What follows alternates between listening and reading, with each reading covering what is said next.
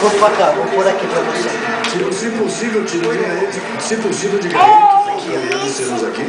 Se pudesse demonstrar, votaremos nele para o melhor jogador da Confederações. Eu termino só perguntando se você fez uma homenagem a quem no momento. Da impressão que você falou, essa foi você, meu pai. Foi pra Deus, porque é o único que dá força, é o único. Não, é do outro. Os momentos tristes, agora tem que achar. Esse é.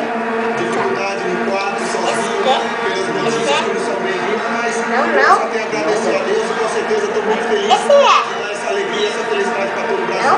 Parabéns, moço. Obrigado. Aí, portanto, o repórter Tino Marcos conversando com o Lúcio, grande destaque. Sim, você que sabe. O Arnaldo César Pinto, cá. Sabe, você sabe, acho que A não coisa que a é. gente poderia falar da arbitragem hoje, nessa história das grandes competições, já se podia colocar uma culpa acabada pela mídia da bola entrou ou não entrou. Ficou muito claro que entrou, porque nós tivemos um replay várias vezes. Isso mesmo. Você também teve, mas ninguém podia afirmar. As arbitragens só dá gol quando tem certeza. Exatamente. É mais fácil deixar de dar um gol do que dar um gol que a bola não vai entrar. A gente já tem se a gente já teve nessa Copa os exemplos do contato, falando. É lógico que não dá para ir qualquer campeonato, uma terceira, quarta divisão, sem isso. Perdão, Já fica à vontade, sempre você. Estamos aqui com o Robinho, Tantana na mão, preparado aqui para começar a festa. Daqui a pouco no voo da seleção brasileira.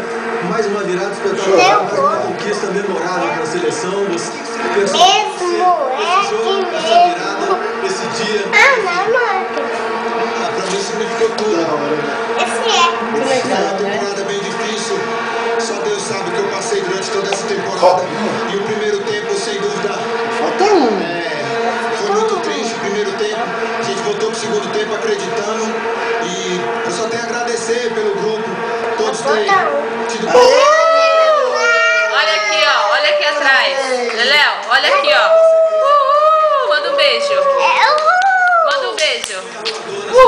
Tchau, pessoal. o outro.